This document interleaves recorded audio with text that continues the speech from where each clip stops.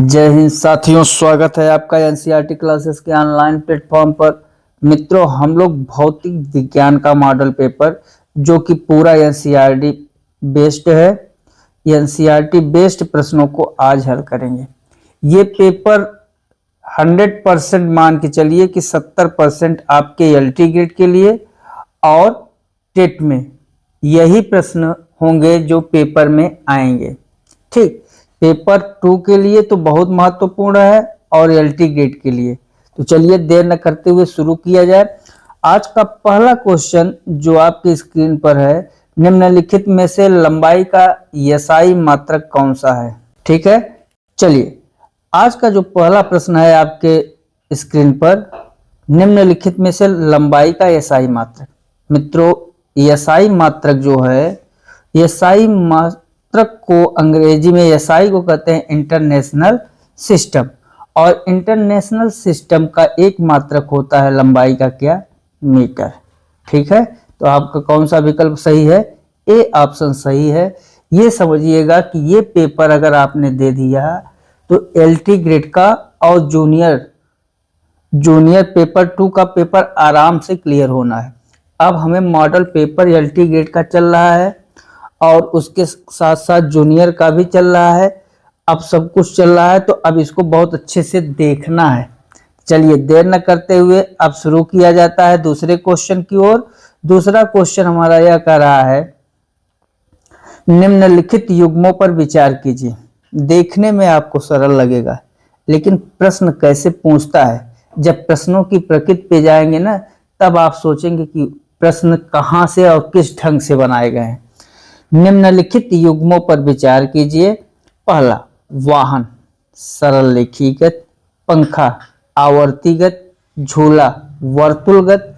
अब इसमें से आपको युग्म चुनना है कि इसमें से कौन सा सही है। इसमें से सही चुनना है।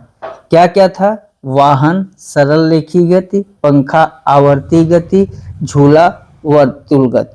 तो इसमें अगर आप देखिए क्या सही है, तो आपको बहुत अच्छे से पता है कि पंखा जो है, पंखा क्या आवर्ती गति करता है?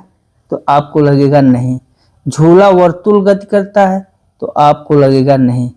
केवल वाहन ही एक ऐसा है जो हमेशा कौन सी गति करता है? रेखीय गति। ठीक, इसलिए कौन सा विकल्प सही है? आपका ऑप्शन नंबर 1 केवल एक विकल्प सही है। देखिए, जब वस्तुएं सरल रेखा के अंदिश चलती हैं तो ऐसी गति को हम लोग क्या कहते हैं? रेखीय गति कहते हैं। जब कोई वस्तु नियत बिंदु से, जब कोई वस्तु, देखिए वर्तुल गति क्या होती है, जब कोई वस्तु, अगर मान लीजिए कोई वस्तु नियत गति स्थित से इस प्रकार गति करे कि वो बिंदु से दूरी समान रहे। जो मान लीजिए बिंदु है, उस बिंदु से दूरी समान रहे, तो ऐसी गति कौन सी गति कहलाती है? वर्तुल गति कहलाती है। जैसे पंखा, घड़ी की सुई, कुम्हार के चाक की गति, ये सब कैसी गति है? वर्तुल गति है। तो ये पंखा कौन सी गति है? वर्तुल। पंखा हो गया, कुम्हार का चाक हो गया, कुम्हार चाक लिख दे रहे हैं, और घड़ी की सुई। क्यों? अच्छा, ये वर्तुल क्यों हुआ? क्योंकि इनकी जो दूरी है वो दूरी नियत बिंदु से एकदम समान है। जैसे पंखा की अगर ये नियत बिंदु है तो यहां से ये इनका डिस्टेंस, ये दूरी क्या है? एकदम चारों ओर समान है। तो ये गति कौन सी हो जाएगी? वर्तुल गति। आवर्ती गति किसे कहते हैं? तो आवर्ती गति उसे कहा जाता है जब ऐसी गति एक निश्चित समय अंतराल में कोई वस्तु अपनी गति को दोहराता है, तो उसे क्या कहा जाता है? आवर्ती गति। आवर्ती गति का तो हमने कल ही वीडियो डाला हुआ है यूट्यूब पर, और हम बहुत अच्छे से समझाए हैं। चलिए नेक्स्ट क्वेश्चन पे चलते हैं। नेक्स्ट क्वेश्चन क्या कह रहा है? नेक्स्ट क्वेश्चन कह रहा है, निम्नलिखित कथन पर विचार करिए। यहाँ कथना लिखा हुआ है, कथन होना चाहिए। निम्नलिखित कथन पर विचार करिए। देखिए क्या है, 1790 में फ्रांसीसियों ने मापन की एक मानक प्रणाली को रचना की। प्रणाली की रचना की, जिसे मीटरी पद्धति कहा जाता है। 1 मीटर को 100 बराबर भागों में विभाजित किया जाता है, जिसे सेंटीमीटर कहते हैं। उसके बाद तीसरा पढ़िए, तीसरा क्या कह रहा है, 1 सेंटीमीटर में 20 मिलीमीटर होते हैं और इनमें से कौन सा कथन असत्य है। तो आपको पता है 1790 में फ्रांसीसियो ने मापन की एक मानक प्रणाली की रचना की, जिसे मीटरी पद्धति कहते हैं। बिल्कुल सही है। 1 मीटर को 100 बराबर भागों में विभाजित किया जाता है, जिसे सेंटीमीटर कहा जाता है। आपको भी पता है 1 मीटर बराबर 100 सेंटीमीटर। ठीक, 1 सेंटीमीटर में 20 मिलीमीटर होते हैं। यही क्वेश्चन मतलब विकल्प गलत है, और आपके प्रश्न के अनुसार कौन सा कथन असत्य है। कौन सा कथन असत्य है? तीसरा, 1 सेंटीमीटर में 20 मिलीमीटर होते हैं, जबकि 1 सेंटीमीटर में कितने मिलीमीटर होते हैं? 10 मिलीमीटर होते हैं। ठीक, नेक्स्ट क्वेश्चन। नेक्स्ट क्वेश्चन कहा जा रहा है, इसमें कह रहा है प्रश्न निम्नलिखित कथन पर विचार कीजिए। अपवर्तन। देखिए प्रश्नों की क्या प्रकृति है? परावर्तन, विवर्तन। आपको प्रश्नों की प्रकृति देखिए, अपवर्तन के बारे में पूछता बता ले जाते हैं, परावर्तन के बारे में पूछता बता ले जाते हैं आराम से, विवर्तन के बारे में पूछता बता ले जाते हैं आराम से। लेकिन इसने दिया क्या? 3 आपको विकल्प दिया है, उसके बाद प्रश्न कर रहा है। और यही प्रश्नों की प्रकृति है, टफ, नॉर्मल, हार्ड, तीनों कंडीशन में। ये देखिए, तो चलिए हम लोग विचार करते हैं। दर्पण में प्रतिबिंब बनने के लिए उपर्युक्त में से कौन सी घटनाएं आवश्यक हैं? केवल एक। पहला विकल्प है आपका केवल 1 और 2, अर्थात अपवर्तन और परावर्तन। केवल 2 मतलब केवल परावर्तन, 1 3 अपवर्तन और विवर्तन, 1 2 3 मतलब सब। कितना अच्छा प्रश्न है। और आपको पता है कि जब दर्पण में बनता है क्या? प्रतिबिंब। तो दर्पण में प्रतिबिंब का बनना प्रकाश के परावर्तन के कारण होता है। किसके कारण होता है? प्रकाश के परावर्तन के कारण। जब परावर्तन होगा तब जो है प्रतिबिंब क्या होगा? पीछे की ओर बनता है। ठीक, तो कौन सा विकल्प सही है? इसमें से केवल 2 विकल्प सही है। इसमें अपवर्तन और विवर्तन इतना मायने नहीं रखते हैं। Next question. नेक्स्ट क्वेश्चन क्या कह रहा है उसके बारे में देखिए। व्यक्ति वस्तुओं को देख पाता है जब, अब बताइए व्यक्ति वस्तुओं को कब देख पाएगा? जब वस्तु पर प्रकाश पड़े, जब व्यक्ति की आंखों पर प्रकाश पड़े, जब प्रकाश वस्तु पर पड़े और आंखों की तरफ आए। बताइए, वस्तु पर अगर प्रकाश पड़ेगा तो आंखों पर प्रकाश पड़ ही नहीं रहा, तो कोई व्यक्ति देख पाएगा क्या? नहीं। इसका सही उत्तर क्या होगा? जब प्रकाश वस्तु पर पड़ेगी और आंखों की तरफ प्रकाश आएगी। मान लीजिए ये वस्तु है, इस पे हमने लाइट दिया और लाइट हमारे आंखों की तरफ आया ही नहीं, तो क्या हम वस्तु को देख पाएंगे? कभी नहीं देख पाएंगे। लाइट पड़े वस्तु पर, लेकिन उसका जो प्रकाश है इसकी तरफ आना चाहिए, हमारे आंखों की तरफ आएगा, उस समय व्यक्ति वस्तु को देख सकता है। नेक्स्ट क्वेश्चन क्या कह रहा है? निम्नलिखित कथनों में से असत्य कथन का चयन कीजिए। असत्य कथन आपको बताना है, जब प्रकाश के पथ में कोई अपारदर्शी वस्तु आ जाती है तो उस वस्तु की छाया नहीं बनती है। मित्रों, जब प्रकाश के पथ पर कोई अपारदर्शी वस्तु आ जाए तो उस वस्तु की छाया नहीं बनती है। आपको असत्य कथन छांटना है। और जब प्रकाश की पथ में कोई भी छाया बनती है तो वस्तु की छाया नहीं बनती, यही गलत है। वस्तु की छाया बनती है। अब आप समझिए, जैसे यहां पर प्रकाश की किरण चल रही है, अपने से प्रैक्टिस करिए, हर एक चीज की अपने से अनुभव करिए। ये प्रकाश की किरण है। अब सोचिए, जब ये प्रकाश की किरण है माध्यम में चल रही है, तो अब माध्यम में प्रकाश की किरण चल रही है, अब कोई अपारदर्शी वस्तु आएगी, क्या वस्तु की छाया नहीं बनेगी? बिल्कुल बनेगी। अपारदर्शी से प्रकाश की किरणें इधर नहीं जा सकती हैं लेकिन छाया बनेगी। इसलिए कौन सा विकल्प गलत है और प्रश्न के अनुसार सही है? Option number 1। बाकी दर्पण में परिवर्तन से हमें स्पष्ट प्रतिबिंब प्राप्त होता है, बिल्कुल सही। पारभासी वस्तुएं प्रकाश के कुछ भाग को ही अपने में से होकर जाने देती हैं, ये भी सही है। और प्रतिबिंब छायाओं से अत्यधिक भिन्न होते हैं, ये भी सही है। इसका मतलब गलत कौन है? ऑप्शन नंबर ए, यही केवल गलत है। जब प्रकाश की किरण के पथ में, अगर प्रकाश के पथ में कोई अपारदर्शी वस्तु आएगा तो उसकी छाया बनेगी। अगर कंफ्यूज होइएगा तो कल सुबह मॉर्निंग में जब सूर्य की रोशनी आएगी तो कोई अपारदर्शी वस्तु रख के देखिएगा क्या छाया बनती है कि नहीं। नेक्स्ट क्वेश्चन क्या कह रहा है? निम्नलिखित कथनों पर विचार करिए। पुनः कथनों पर विचार करना है। विद्युत सेल में उसमें संचित रासायनिक पदार्थों से विद्युत उत्पन्न करता है। जो विद्युत सेल है संचित रासायनिक पदार्थों से विद्युत उत्पन्न करता है। क्या यह कथन सही है? बिल्कुल सही है। बताइए, जो सेल होता है, विद्युत सेल क्या है? जो सेल बैटरी वाले होते हैं, इनमें जो रासायनिक पदार्थ भरे हुए हैं, यही रासायनिक पदार्थ क्या करते हैं? विद्युत का निर्माण करते हैं, विद्युत उत्पन्न करते हैं। विद्युत सेल में एक सिरा धनात्मक और दूसरा सिरा ऋणात्मक होता है, ये भी सही है।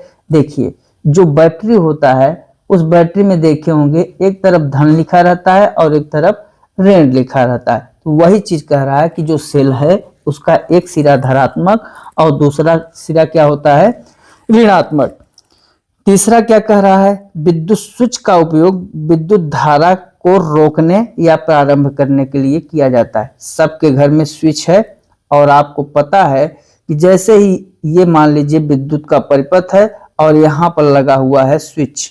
अब इस स्विच को जैसे ही आप दबाएंगे लाइट कट जाएगी, या तो बंद हो जाएगी या फिर दबा देंगे तो लाइट धारा चल देगी। तो स्विच का उपयोग किसके लिए किया जाता है? विद्युत धारा को या तो रोका जाएगा या प्रारंभ किया जाएगा। तो तीनों विकल्प सही हैं। ऑप्शन देखिए, ऑप्शन में क्या कह रहा है? उपयुक्त में से कौन सा कथन सही है? केवल एक और दो नहीं, तीनों सही हैं। नेक्स्ट क्वेश्चन कह रहा है निम्नलिखित कथन पर विचार कीजिए।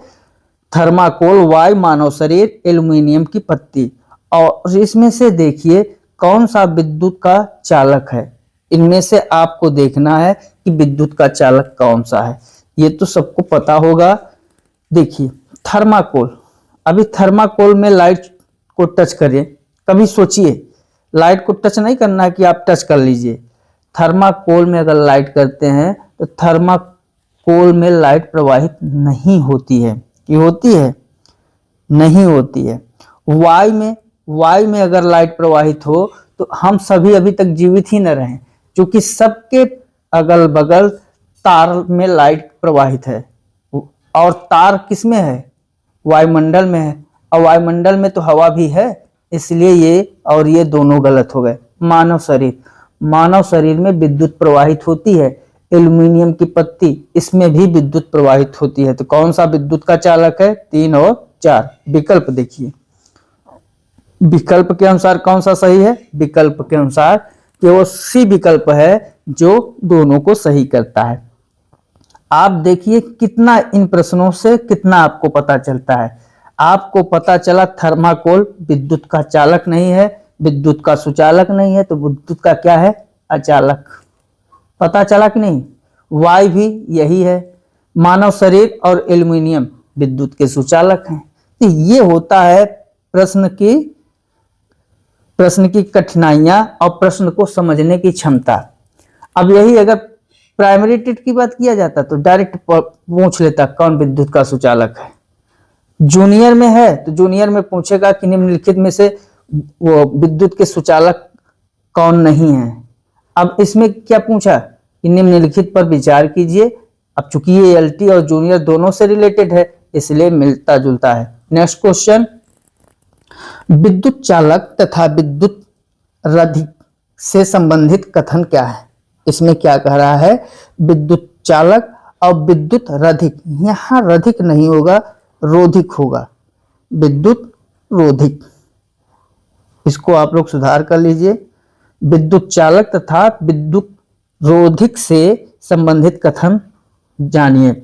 जो पदार्थ विद्युत धारा का प्रवाह होने देते हैं वे विद्युत के चालक कहलाते हैं, तथा जो पदार्थ विद्युत धारा का प्रवाह मंद करते हैं वो कहलाते हैं विद्युत रोधी। ये सही है? बिल्कुल नहीं सही है। दूसरा ऑप्शन क्या कह रहा है? दूसरा ऑप्शन ये कह रहा है जिस पदार्थ में विद्युत धारा का प्रवाह होता है उसे विद्युत चालक कहते हैं। यहां तक तो सही है। तथा जिस पदार्थ में विद्युत धारा का प्रवाह नहीं होता है उसे विद्युत रोधक कहते हैं। बिल्कुल। जिसमें विद्युत धारा का, ये सही है, जिसमें विद्युत धारा प्रवाहित नहीं होती उसे, ये तो पूरा गलत है। और ऑप्शन देख लीजिए क्या दे रहा है, डी में ए और बी दोनों नहीं। इसका जो विकल्प है कौन सा सही है आपका? Option number B. जिस पदार्थ में विद्युत धारा का प्रवाह होता है उसे विद्युत चालक कहते हैं। जिस पदार्थ में विद्युत धारा का प्रवाह नहीं होता उसे विद्युत रोधक कहते हैं। यही विकल्प आपका सही है। नेक्स्ट क्वेश्चन कह रहा है विद्युत बल्ब में होता है फिलामेंट, स्विच, सॉकेट, डाइंग पिन। सबको पता होना चाहिए कि विद्युत बल्ब में एक फिलामेंट होता है और वो फिलामेंट किससे बना होता है? टंगस्टन से। किससे? टंगस्टन से। देखे होंगे पतले पतले तार का ऐसे बना होता है, वही फिलामेंट है। ठीक, तो कौन सा विकल्प सही है आपका? Option number A. Next question, निम्नलिखित कथनों पर विचार करें। बंद विद्युत परिपथ में विद्युत धारा विद्युत सेल के एक टर्मिनल से दूसरे टर्मिनल तक प्रवाहित होती है। बंद विद्युत परिपथ में जो विद्युत धारा है विद्युत सेल के एक टर्मिनल से दूसरे टर्मिनल तक प्रवाहित होती है। आपको ये लगभग सही लग रहा है। क्या सही है? स्विच एक जटिल युक्त है जिससे विद्युत धारा के प्रवाह को कम या अधिक, ये गलत है। कौन सा कथन सही है? बिल्कुल ऑप्शन नंबर ए।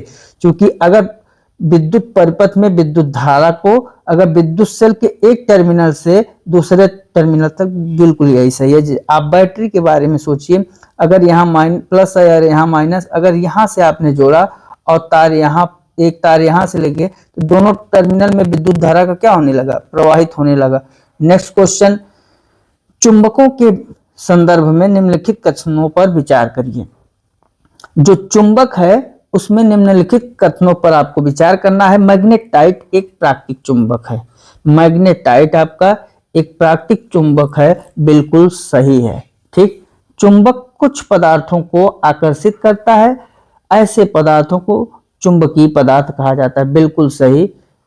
तीसरा क्या कह रहा है? दो चुंबक के समान ध्रुव एक दूसरे को आकर्षित नहीं, गलत है। जब दो चुंबकों के समान ध्रुव होंगे वो एक दूसरे को आकर्षित नहीं करेंगे, वो समान ध्रुव प्रतिकर्षित करते हैं, विपरीत ध्रुव आकर्षित करते हैं, इसलिए ये गलत है। कौन सा सही है? एक और दो, अर्थात कौन सा विकल्प? विकल्प नंबर बी आपका सही उत्तर है। नेक्स्ट क्वेश्चन, मैग्नेटाइट के बारे में थोड़ा सा समझ लीजिए। मैग्नेटाइट क्या है? मैग्नेटाइट एक प्राकृतिक चुंबक है। इसमें क्या होता है? आयरन, लोहा उपस्थित होता है। ठीक, उपस्थिति। ये जो चुंबक है, ये मैग्नेटाइट का चुंबक लोहा को, निकिल को, कोबाल्ट को, लोहा को, निकिल को, कोबाल्ट को क्या करता है? आकर्षित करता है। और जिसे ये आकर्षित करेगा उसे चुंबकीय पदार्थ, जिसे ये आकर्षित नहीं करेगा उसे क्या कहेंगे? अनुचुंबकीय पदार्थ। चुंबक में कितने ध्रुव होते हैं? चुंबक में पोलर का मतलब दो ध्रुव होते हैं। कितने? दो ध्रुव चुंबक में। एक को हम लोग उत्तरी ध्रुव कहते हैं और दूसरे को दक्षिणी। इसको हम लोग नॉर्थ और इसको साउथ। तो एक ध्रुव ये है और एक ध्रुव ये, तो दो ध्रुव होते हैं। अगर किसी भी चुंबक को आप स्वतंत्रता पूर्वक लटका दीजिए तो चुंबक सदैव उत्तर दक्षिण दिशा में आकर ही रुकेगा। अगर आप पूरब पश्चिम करेंगे, मान लीजिए वेस्ट और ईस्ट में भी किए हैं चुंबक को ऐसे, लेकिन वो रुकेगा कैसे? नॉर्थ और साउथ में। क्यों? क्योंकि इसके दो ध्रुव होते हैं। तो इतना चुंबक के बारे में। लोहा के बारे में, मैग्नेटाइट के बारे में समझिए। नेक्स्ट क्वेश्चन चलिए, रेडियोधर्मी, बहुत अच्छा सवाल। रेडियोधर्मी प्रदूषण से संबंधित निम्न कथनों में से कौन सा कथन सही है? यह पशुओं में अनुवांशिक परिवर्तन लाता है। रेडियोधर्मी जो है पशुओं में क्या लाता है? अनुवांशिक परिवर्तन, बिल्कुल सही। यह मृदा में विद्यमान विभिन्न खनिजों को असंतुलित, नहीं ये गलत है। यह रक्त संचार में व्यवधान पैदा करता है, बिल्कुल सही है। यह कैंसर पैदा करता है, ये भी सही है। कौन सा सही है आपका? 1, 3, 4। रेडियोधर्मी जो होता है कैंसर पैदा करता है, रक्त संचार में व्यवधान को पैदा करता है और पशुओं में अनुवांशिक परिवर्तन लाता है। मित्रों, जो रेडियोधर्मी पदार्थ है बहुत खतरनाक होता है। ठीक, नेक्स्ट क्वेश्चन चलिए, इसका कौन सा विकल्प सही है? इसका विकल्प जो सही है 1, 3, 4, option number C is the right answer. Next question क्या कह रहा है? कार्बन के तीसरे अपरूपी की खोज 3 वैज्ञानिकों ने की, बिल्कुल टीम द्वारा की गई, जिन्हें रसायन शास्त्र के नोबेल प्राइज से सम्मानित किया गया। उनको चिन्हित कीजिए, उस टीम में सम्मिलित नहीं था। तो जो कार्बन के तीसरे अपरूप की खोज किया था वो कौन कौन से थे? वो आपके थे कार्बन के तीसरे अपरूप के खोजकर्ता जो थे वो आपके थे H.W. क्रोटो। H.W. क्रोटो सही है। उसके बाद R.A. कर्ल, ये भी थे, और तीसरे थे E. स्मॉले। ठीक, तो ये तीनों थे। जो नहीं थे वो कौन थे? फेमैन। फेमैन ये नहीं खोज में शामिल थे। तो कौन से वैज्ञानिक हो गए? ऑप्शन नंबर डी उत्तर सही है। नेक्स्ट क्वेश्चन क्या कह रहा है? ऐसे परमाणु जिनमें प्रोटॉनों की संख्या समान होती है, जिनमें प्रोटॉनों की संख्या समान होती है, न्यूट्रॉनों की संख्या भिन्न भिन्न होती है, क्या कहलाते हैं? समस्थानिक। जिनके परमाणु में प्रोटॉन की संख्या समान होगी, इसकी प्रोटॉन की, उनमें समान होगी इलेक्ट्रॉन की संख्या, बट नहीं समान होगी किसकी संख्या? न्यूट्रॉन की। तो जब प्रोटॉनों की संख्या बराबर न्यूट्रॉन इलेक्ट्रॉनों की संख्या होती है तो इसे कहा जाता है समस्थानिक, आइसोटॉप्स। और आइसोबार किसे कहा जाएगा? किसकी संख्या समान हो? इलेक्ट्रॉनों की। सॉरी, यहां पर आइसोबार में क्या है? आइसोबार में आपका परमाणु भार समान हो। क्या समान हो? परमाणु भार। और जिनमें प्रोटॉनों की संख्या समान होता है उसमें परमाणु क्रमांक भी समान होता है। ध्यान दीजिएगा, इसको अभी हम बता दें आपको पूरा अच्छे से, इतना समझ लीजिए। अच्छा, यही समझा देते हैं बहुत छोटा छोटा।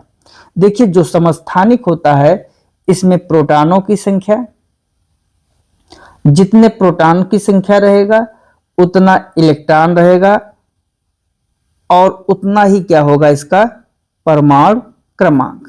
ये तीनों समान होते हैं। ठीक, और समभारिक में क्या है? परमाणु भार समान, परमाणु भार समान, ये तीनों समान। और सम न्यूट्रॉनिक में न्यूट्रॉनों की संख्या समान, न्यूट्रॉनों की संख्या क्या होगा? समान।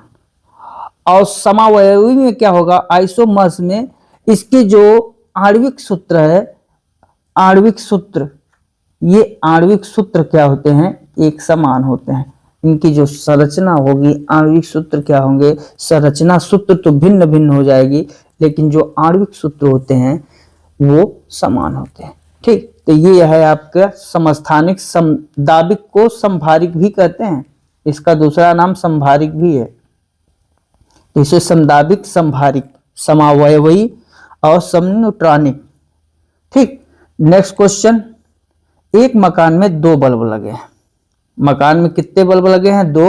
उनमें से एक दूसरे से अधिक प्रकाश देता है। निम्न में से कौन सा कथन सत्य है? प्रकाश की दीप्ति, अब इसका विकल्प देख लीजिए। प्रकाश की जो दीप्ति है वो रेजिस्टेंस पर निर्भर नहीं है। उसके बाद 2 गलत है निर्भर। दोनों बल्बों में रेजिस्टेंस समान है। जब रेजिस्टेंस समान होता तो इनके जो प्रकाश की मात्रा थी दोनों में समान जाती।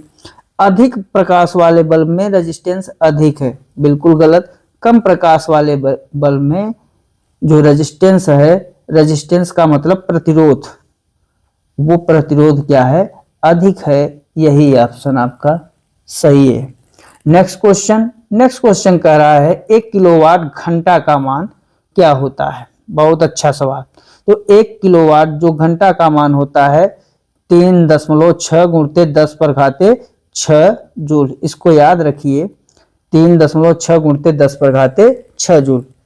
नेक्स्ट क्वेश्चन क्या कह रहा है, निम्न कणों में से कौन एक जिसका आविष्कार करने का दावा किया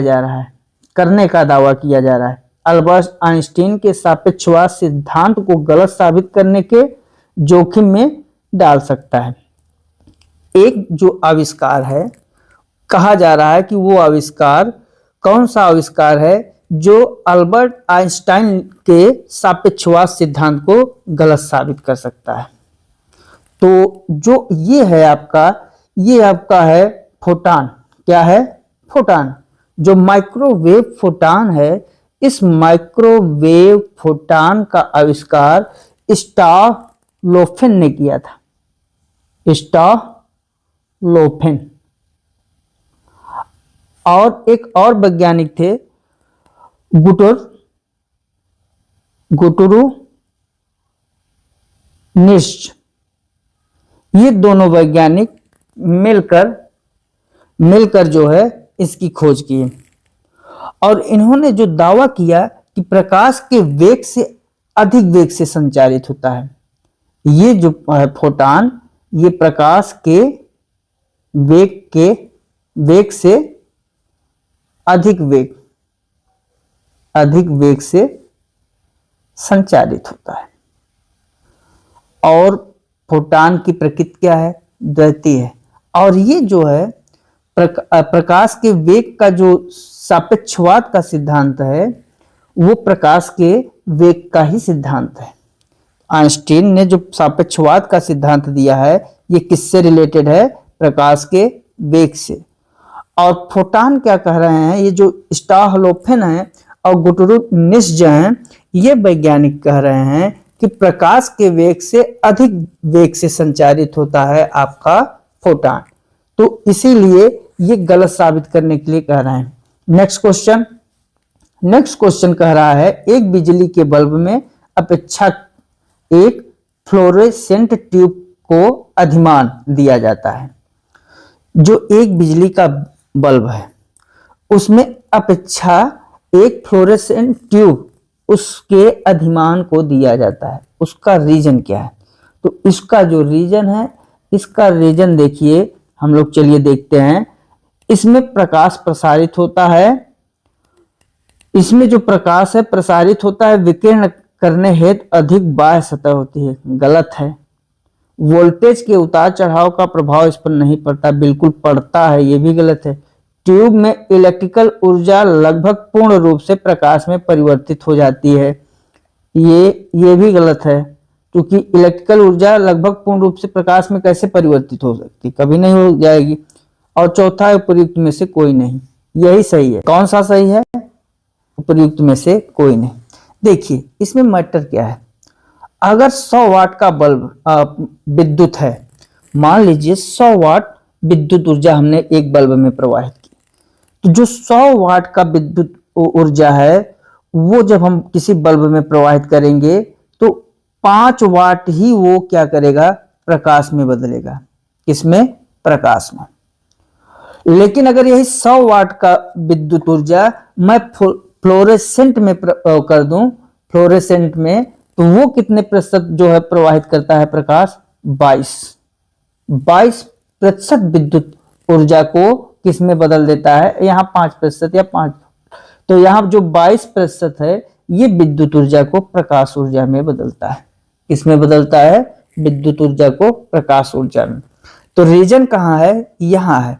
इसकी प्रतिशतता ज्यादा है विद्युत ऊर्जा को प्रकाश ऊर्जा में बदलने की, और इसकी प्रतिशतता आप खुद ही अनुमान लगा रहे हैं कि 17% का दोनों में अंतर है। मेन रीजन ये है, न कि ये सब है। अगला क्वेश्चन देखिए, समृद्ध यूरेनियम होता है। जो समृद्ध यूरेनियम है वो क्या है, चलिए हम लोग जानते हैं। विशेष खोल में रखी यूरेनियम की छड़ें नहीं, प्राकृतिक यूरेनियम जिसे रेडियोधर्मी U-235 यानी यूरेनियम 235 को आइसोटोप का घटक कृत्रिम रूप से बढ़ाया जाता है। बिल्कुल सही यही है, और यही आपका ऑप्शन भी सही है, क्योंकि ये जो यूरेनियम है, ये यूरेनियम 235 को हम लोग प्राकृतिक रूप से भी, कृत्रिम रूप से भी इसको बढ़ा सकते हैं। ठीक, नेक्स्ट क्वेश्चन क्या कह रहा है, नेक्स्ट क्वेश्चन कह रहा है जेट इंजन और रॉकेट के बारे में निम्नलिखित कथनों पर विचार कीजिए। जो जेट इंजन है, थोड़ा सा बढ़ा लेते हैं, इसमें जो जेट इंजन है ऑक्सीजन की आपूर्ति हेतु अपने आसपास की हवा का प्रयोग करता है, इसलिए अंतरिक्ष में गति उपयुक्त नहीं है। जो जेट इंजन है आपका, बिल्कुल अपने आसपास की जो हवा होती है, ऑक्सीजन होती है, ऑक्सीजन की आपूर्ति हो, आसपास की जो हवा होती है और चलता है, तो अंतरिक्ष में गति के लिए उपयुक्त नहीं है। अगर ये मान लीजिए ये आपूर्ति है तो ले लेगा तो सीधे क्या हो जाएगी, जेट में आग लग सकती है। इसलिए जेट इंजन जो है ऑक्सीजन की आपूर्ति हेतु अपने आसपास की हवा का प्रयोग करता है, इसलिए अंतरिक्ष में गति हेतु उपयुक्त नहीं है। बिल्कुल ये आपका सही उत्तर है। ठीक, एक रॉकेट अपनी ऑक्सीजन की आपूर्ति गैस के रूप में ईंधन के लिए अपने साथ ले जाता है। जेट जो है ऑक्सीजन रॉकेट ले तो जाता है, लेकिन क्या करता है, ये थ्रस्ट जो है थ्रस्ट के रूप में होता है।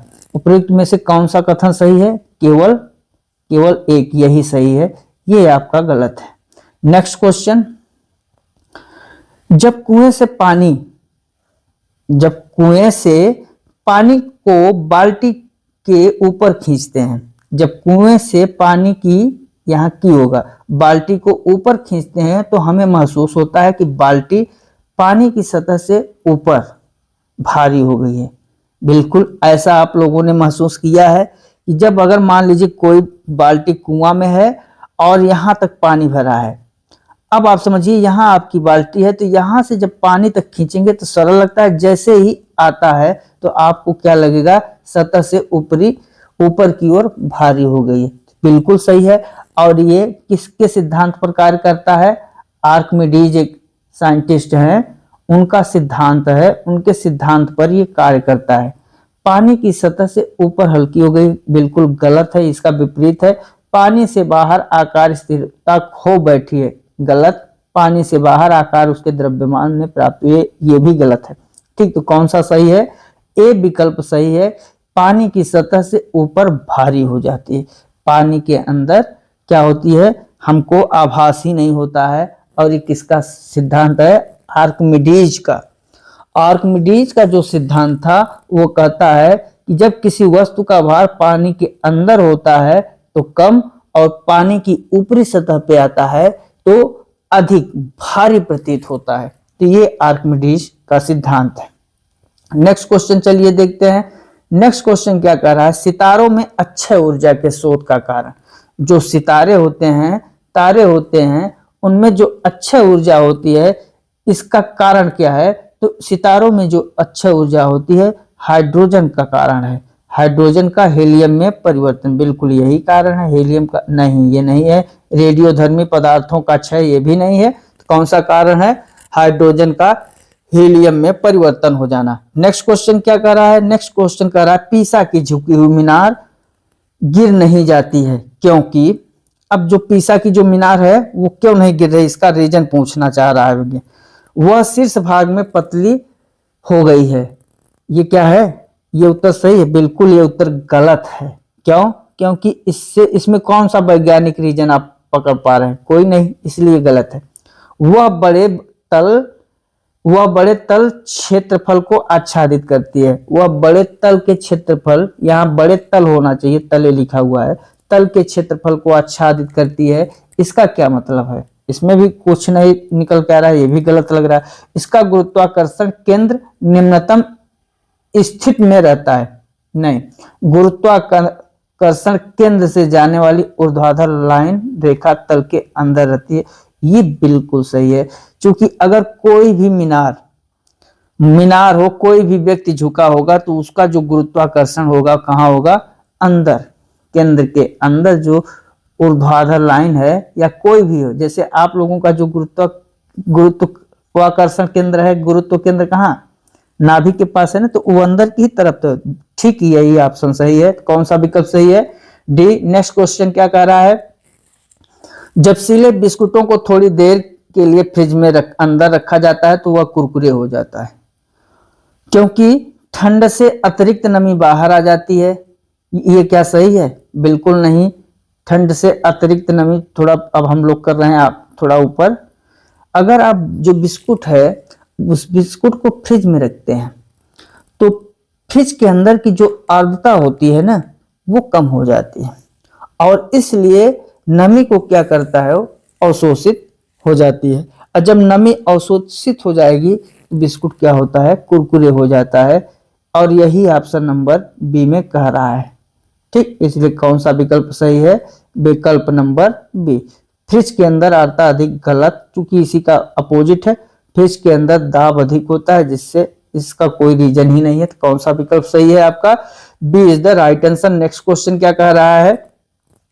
वायुमंडल हमारे ऊपर बहुत अधिक दबाव डालता है। इसमें जो नेक्स्ट प्रश्न है क्या कह रहा है? वायुमंडल हमारे ऊपर अत्यधिक दबाव डालता है, परंतु हम इसका अनुभव नहीं करते हैं, क्योंकि जो हमारा रक्त है ना, वो वायुमंडल के दबाव से कुछ अधिक दबाव डालता है। बिल्कुल, हम इसके अभ्यस्त हैं नहीं, इसके अभ्यस्त हम नहीं। हमारी हड्डियां काफी नहीं और वायुमंडल को सहन कर सकती है। हमारे सर का सतही क्षेत्रफल बहुत छोटा है। ये भी गलत है। कौन सा सही होगा? जो हमारा रक्त है ना, वो वायुमंडल के दबाव से कुछ अधिक दबाव डालता है, इसलिए क्या करता है? हम लोग अनुभव ही नहीं कर पाते कि हमारे ऊपर किसी प्रकार का वायुमंडलीय प्रेशर है। नेक्स्ट क्वेश्चन क्या कह रहा है? एक टेलीविजन में दूरस्थ नियंत्रण के लिए किस प्रकार के वैद्युत चुंबकीय विकिरण का उपयोग किया जाता है? तो किस प्रकार के वैद्युत चुंबकीय का उपयोग किया जाता है? ये सबको पता है। औरक्त, किसका? औरक्त जो विकिरण है, इसका प्रयोग किया जाता है किसमें? टेलीफोन में, सॉरी टेलीविजन में। किसमें? टेलीविजन में। नेक्स्ट क्वेश्चन क्या कह रहा है? दूरदृष्टि दोष वाले व्यक्ति होते हैं, उनके संबंध में निम्नलिखित कथनों में से कौन सा कथन सही नहीं है? जो दूरदृष्टि वाले व्यक्ति हैं, उनमें कौन सा कथन सही नहीं है? व्यक्ति दूर के पिंडों को स्पष्ट देख सकता है। जो दूरदृष्टि दोष वाले हैं, वो कौन सा कथन सत्य नहीं है? तो इसमें जो व्यक्ति है वो दूर के पिंडों को स्पष्ट देख सकता है, बिल्कुल सही है। लेंस की फोकस दूरी बड़ी होती है, बिल्कुल सही। निकट के पिंडों का प्रतिबिंब रेटिना के पीछे फोकस होता है, ये भी सही है। इस दोष को ठीक करने के लिए अवतल लेंस का उपयोग किया जाता है, नहीं, यही आपका उत्तर गलत है। इस दोष को ठीक करने के लिए अवतल लेंस का प्रयोग किया जाता है। दूरदृष्टि दोष का जो निवारण है, इसमें अगर हम लोग देखें तो कौन सा कथन शायद सत्य पूछा है क्या? सत्य नहीं है, ये पूछा है ना। तो इसमें अवतल लेंस का उपयोग किसके लिए किया जाता है? रोग के निवारण के लिए। दोष को ठीक करने के लिए अवतल लेंस का उपयोग नहीं किया जाता। ये जो अवतल लेंस है, ये निकट के लिए होता है। किसके लिए? निकट। और दूर के लिए किसका होता है? उत्तल लेंस। ठीक है, उत्तल लेंस। दूर के लिए उत्तल और अवतल लेंस किसके? निकट दृष्टि दोष के लिए। निकट दृष्टि दोष में दूर की वस्तुएं नहीं दिखाई देती है। नेक्स्ट क्वेश्चन क्या कह रहा है? नेक्स्ट क्वेश्चन कह रहा है निम्नलिखित कथनों पर विचार कीजिए। यदि फ्रीजर पर बर्फ इकट्ठी होती है तो रेफ्रिजरेटर में शीतलन बुरी तरह प्रभावित हो जाता है। जो रेफ्रिजरेटर होता है ना, उसमें जो शीतलन है वो बुरी तरह प्रभावित होता है। इसमें ए बिल्कुल सही है। बर्फ एक दुर्बल चालक है, ये जो है ये भी सही है। तो इसका जो आपका उत्तर होगा ए और आर दोनों सही हैं। ए का सही स्पष्टीकरण कौन है? आर। कौन सा विकल्प सही है? ए विकल्प इज द राइट आंसर। चूंकि जो रेफ्रिजरेटर है उसके फ्रीजर में अगर बर्फ जमा होती है तो शीतलन प्रभावित होता है, क्योंकि जो बर्फ है वो बर्फ क्या है? बर्फ आपका उष्मा का क्या है? उष्मा का कुचालक है। ठीक, इसलिए ये कंडीशन होती है। तो इसका कौन सा विकल्प सही है? ए विकल्प सही है। नेक्स्ट क्वेश्चन क्या कह रहा है? नेक्स्ट क्वेश्चन कह रहा है क्षितिज के समीप सूर्य एवं चंद्रमा। जो क्षितिज के समीप सूर्य एवं चंद्रमा के दीर्घवृत्ताकार दिखाई देने का कारण क्या है? ये क्वेश्चन मेरे लिए नहीं है, ये क्वेश्चन है आपके लिए। इसका उत्तर आपको बताना है कि जो क्षितिज के समीप सूर्य एवं चंद्रमा के दीर्घवृत्ताकार दिखाई देने का कारण क्या है। सही उत्तर को आप लोग क्या करिए? कमेंट करिए। और हाँ, अगर आपको ये जो वीडियो है पसंद आ रहा है, आपके लिए हेल्पफुल है, तो आप चैनल को लाइक, कमेंट और शेयर, सब्सक्राइब जरूर किया करिए। इससे क्या होगा, हम लोग भी मोटिवेट होते हैं, दिन रात आपके लिए काम करते रहते हैं, तो हमें भी एक मदद मिलती है, हमें भी खुशी होती है कि जो हमारे मित्र भाई बहन हैं वो वीडियो को अच्छे से पढ़ रहे हैं, समझ रहे हैं और हमारे जो पढ़ाने का तरीका है उसका सपोर्ट कर रहे हैं। तो साथियों, आज इन प्रश्नों के साथ आपका जो मॉडल पेपर है साइंस का वो समाप्त हुआ। ये वे प्रश्न है जो कि आपकी परीक्षा के दृष्टिगत को देखते हुए अति महत्वपूर्ण प्रश्न है। तो मित्रों, मिलते हैं अगले वीडियो में। तब तक के लिए जय हिंद, जय भारत, वंदे मातरम।